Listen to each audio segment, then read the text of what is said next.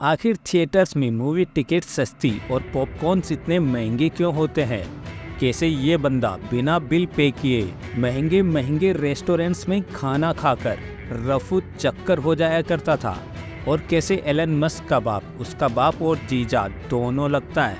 और कैसे professor Dumbledore अपनी लग्जरियस रोल्स रॉयस को होटल में पार्क करके हमेशा के लिए भूल गए? ये सब जानने के लिए बने रहिए वीडियो के एंड तक। नंबर 10, उल्लू की टांगे इंसानों जैसी होती है। जी हाँ, ये बिल्कुल सच है। चलो दिखाता हूँ। अगर आपने उल्लू को कभी ध्यान से देखा होगा तो आपने देखा होगा कि उल्लू की टांगे चिड़िया जैसी छोटी छोटी दिखती है। असल में इनकी टांगे काफ़ी लंबी होती है, लेकिन ये फेदर्स के पीछे छुप जाती है। और यहाँ तक कि इतनी लंबी टांगे आपने किसी भी और बर्ड की नहीं देखी होगी सिवाय ऑस्ट्रिच के। उल्लू की टांगों को देखने के लिए आपको इनके पंखों को ऊपर करना पड़ेगा। अरे बड़ा कमजोर लेग पीस है। नंबर 9, अगर आपने कुछ गलतियां कर दी तो एयरबैग जान बचाने की जगह जान ले भी सकता है। जैसे कि हम कार के डैशबोर्ड पर कभी मोबाइल, कभी पानी की बोतल या ऐसे पैर रखकर बैठ जाते हैं। फिर जैसे ही इमरजेंसी में एयरबैग ओपन होगा तो वो कुछ ऐसा हाल करेगा। और मोबाइल या बोतल डैशबोर्ड पर होती तो फेस पर भी लग सकती थी। सबसे बड़ी गलती तो सीट बेल्ट ना लगाना है, क्योंकि एयरबैग 320 किलोमीटर पर आवर की स्पीड से ओपन होता है और सीट बेल्ट ना होने से एयरबैग खुलते टाइम ही आपके फेस से टकराएगा, जिससे आपकी जान भी जा सकती है। लेकिन सीट बेल्ट लगा होने से एयरबैग पूरा ओपन होने के बाद ही आपसे टकराएगा, जिससे कुछ नहीं होगा, क्योंकि पूरा ओपन होने के बाद इसके पीछे से हवा निकल जाती है, जिसके कारण ये सॉफ्ट हो जाता है। नंबर 8, ये वायरल वीडियो देखो। इस वीडियो को देखकर आपको लग रहा होगा कि इसमें एक फ्लेमिंगो ने दूसरे फ्लेमिंगो के सिर में अपनी चोंच घुसा दी और अपने बच्चे को आराम से खून पिला रहा है। पहली बार देखने पर मुझे भी ऐसा ही लगा था, लेकिन जो आपको ये लाल लाल दिख रहा है ये असल में ब्लड नहीं है।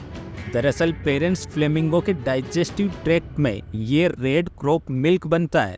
अगर मैं आसान भाषा में कहूँ तो ये लाल लाल दूध है, जो कि माँ और बाप दोनों फ्लेमिंगोस के पेट में बनता है। फिर ये उल्टी करके इस दूध को अपने बच्चों को कुछ इस तरह से पिला देते हैं। नंबर 7, इस इंसान ने आज तक किसी रेस्टोरेंट का बिल पे नहीं किया, पर जाता हमेशा ये महंगे रेस्टोरेंट में ही था, और वो भी अपने साथ बड़ी बड़ी पार्टीज को लेके। तो आखिर ये बंदा ऐसा कैसे कर लेता था? दरअसल जब इन लोगों का खाना पीना हो जाता था और पेमेंट करने की बारी आती थी, तब ये इंसान अपनी जेब से एक चेक निकालता और उस पे बिल का अमाउंट भरने लगता। और जब वेटर देख ही रहा होता था, तभी ये बंदा उस चेक को पलट के पीछे की साइड में ड्राइंग बनाने लगता था। ये इंसान और कोई नहीं, उस टाइम का फेमस पेंटर साल्वाडोर डाली था। वेटर, रेस्टोरेंट का मालिक और बड़ी बड़ी पार्टी सब के सब ये बात अच्छे से जानते थे कि कोई बेवकूफ़ी होगा जो उस चेक को विड्रॉ करेगा, क्योंकि डॉली के हाथ से बनी पेंटिंग्स उस चेक से ज़्यादा कीमती है। इसीलिए ये बंदा बिना बिल पे किए हर बार वहाँ से निकल आता था। नंबर 6, जैसे ही इस फाइटर प्लेन ने उड़ान भरी तो पीछे से एक अजीब सी चीज़ गिरा दी, और ये देखते ही शिप क्रू मेंबर्स की हालत पतली हो गई, क्योंकि ये चीज़ जो प्लेन ने गिराई थी वो असल में एक बॉम्ब था, जिसे पायलट ने अपने ही जहाज पे गिरा दिया। मगर किस्मत से इसका प्रेशर स्विच दबा नहीं और ये बॉम्ब फटा नहीं, जिसके बाद क्रू मेंबर्स ने पायलट की माँ बहन को याद करते हुए कांपते हाथों से इसे समुद्र में विसर्जित कर दिया। नंबर 5, जिस स्कूल में अमिताभ बच्चन की पोती, शाहरुख खान का बेटा और तैमूर जाता हो, सोचो वो स्कूल कैसा होगा। ये स्कूल किसी ऐसे वैसे आदमी का नहीं, ये स्कूल है भारत के सबसे अमीर व्यक्ति मुकेश अंबानी का, जिसे उन्होंने अपने पिता धीरू भाई अंबानी की याद में बनाया है। चलिए आपको इस स्कूल के कुछ इंटरेस्टिंग फैक्ट्स बताता हूँ। इस स्कूल में टोटल 1087 बच्चे हैं और टोटल टीचर्स है 187, यानी स्टूडेंट टीचर रेशियो है 6:1। हर 6 स्टूडेंट्स पे एक टीचर है। इस स्कूल की ड्रेस डिज़ाइन की है मनीष मल्होत्रा ने, जिसके 5-5 लाख के तो लहंगे आते हैं। इस स्कूल की कैंटीन का मेन्यू डिज़ाइन किया है शेफ संजीव कपूर ने। और इस स्कूल की जो प्रेयर होती है उसके लिरिक्स लिखे हैं जावेद अख्तर ने। और इस स्कूल की प्रेयर का जो म्यूजिक है वो कंपोज किया है शंकर एहसान लोई ने। तो भाई ये वही स्कूल है जिस पे स्टूडेंट ऑफ द ईयर जैसी मूवीज बनती है। और ये है इस स्कूल का फी स्ट्रक्चर, जिसे आप अपना वीडियो पोस्ट करके आराम से देख सकते हो। नंबर 4, आपको ये बात जानकर हैरानी होगी कि एलन मस्क अपने ही बाप का साला है। हाँ मेरे दोस्त, वो अपनी ही बहन का मामा है। अरे इतना ही नहीं, एलन मस्क का बाप उसका बाप और जीजा दोनों लगता है। एलन मस्क के फादर ने रिसेंटली एक इंटरव्यू में बताया कि वो अपनी ही बेटी के पिता हैं। उनकी स्टेप डॉटर उनके बच्चों की माँ है। यानी एलन मस्क अपनी ही बहन के बेटे और भांजे के भाई है। और इन सब में एलन मस्क के पापा की स्टेप डॉटर यानी मेरा मतलब एलन की माँ, मेरा मतलब एलन की स्टेप सिस्टर ये बोलती है कि we are on the earth just to reproduce. देखो इसमें बुरा मानना या ऑफेंड होने वाली कोई बात नहीं है, लेकिन एलन मस्क के बाप ने सच में एलन मस्क की माँ बहन एक कर दी। नंबर 3, क्या हुआ जब उड़ते प्लेन की छत टूट गई। ये घटना है 28 अप्रैल 1998 की, जब गेल यामामोटो नाम की पैसेंजर अलोहा एयरलाइंस की फ्लाइट 243 में बोर्ड कर रही थी। तो जब वो प्लेन में एंट्री कर रही थी तब उसने प्लेन की राइट साइड की विंडो पर एक 4 इंच का क्रैक देखा, जिसे देखकर वो घबरा गई और उसे शक हुआ कि कहीं इस क्रैक की वजह से हवा में प्लेन के साथ कोई बड़ी घटना ना हो जाए। लेकिन यह सोचकर कि शायद एयरपोर्ट स्टाफ को इसकी जानकारी पहले से होगी, इसीलिए वह किसी भी एयरपोर्ट स्टाफ या क्रू मेंबर से इसकी शिकायत नहीं करती। इस फ्लाइट ने हवाई के हीलों से होनोलुलु के लिए उड़ान भरी थी। अभी प्लेन को उड़ते हुए सिर्फ 20 मिनट ही हुए थे और वो 24,000 फीट की ऊंचाई पर उड़ रहा था। तभी अचानक से पैसेंजर्स को एक अजीब सी आवाज सुनाई देती है और हवा के प्रेशर से जोर का धमाका होता है। इस धमाके से प्लेन की छत का 35 फीट का हिस्सा टूटकर हवा में उड़ जाता है। इसके साथ ही एक air hostess Clara Bell Lessing, जो कि 5th रो सीटिंग के पास खड़ी थी, हवा के प्रेशर से प्लेन के बाहर उड़ जाती है, जिसकी बॉडी कभी नहीं मिल पाई। प्लेन पूरी तरह से अनबैलेंस हो चुका था।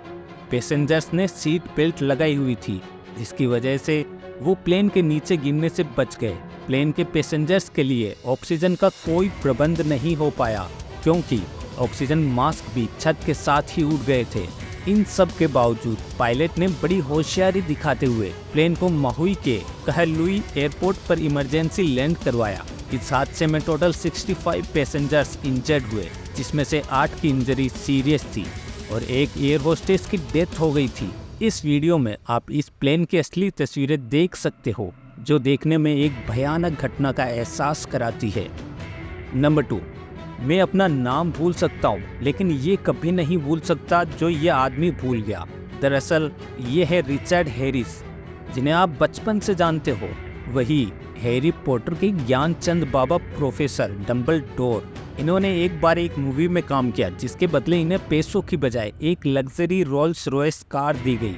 लेकिन इन ज्ञानचंद बाबा को शराब पीने का काफ़ी शौक था, और जब इन्हें वो लग्जरी कार मिली तो रात में इन्होंने उसे पार्किंग में ले जाकर खड़ा कर दिया, और फिर काफ़ी ज़्यादा शराब पीने के कारण इन्हें इतना ज़्यादा हैंगओवर हो गया कि ये अपनी रोल्स रॉयस को हमेशा के लिए भूल गए। और पूरे 25 साल वो कार उसी पार्किंग में खड़ी रही, और पार्किंग की टोटल फीस अब तक 3 करोड़ 40 लाख रुपए हो चुकी थी, जो कि इनके मरने के बाद इनकी एक्स वाइफ से मांगी गए।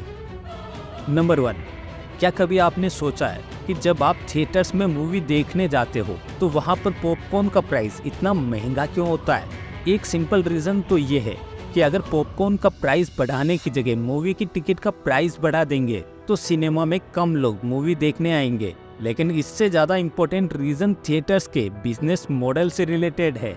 थिएटर्स को अपनी टिकट सेल का कुछ % पैसा एक्चुअल में फिल्म प्रोडक्शन हाउसेस को देना पड़ता है। तो फर्स्ट वीक की कलेक्शन का 50% पैसा इन फिल्म डिस्ट्रीब्यूटर्स के पास जाता है। अब क्योंकि ये मल्टीप्लेक्सेस टिकट सेल से ज़्यादा पैसा नहीं कमा पा रहे, तो ये पैसा कमाने के दूसरे जरिए ढूंढते हैं, जैसे कि पॉपकॉर्न। एक और इंटरेस्टिंग रीज़न ये है कि अगर पॉपकॉर्न को सस्ता बना दिया तो ज़्यादा लोग पॉपकॉर्न को खरीदना चाहेंगे, जिससे ज़्यादा काउंटर्स की ज़रूरत पड़ेगी और ज़्यादा स्टाफ मेंबर्स की भी, यानी कि थिएटर्स को उल्टा और खर्चा उठाना पड़ेगा। इसका सिंपल सॉल्यूशन यही है कि पॉपकॉर्न का प्राइस ज़्यादा रखो ताकि कम लोग खरीदें, लेकिन कुछ पैसा भी कमाया जा सके। तो दोस्तों, अगर वीडियो अच्छा लगा तो लाइक ज़रूर कर देना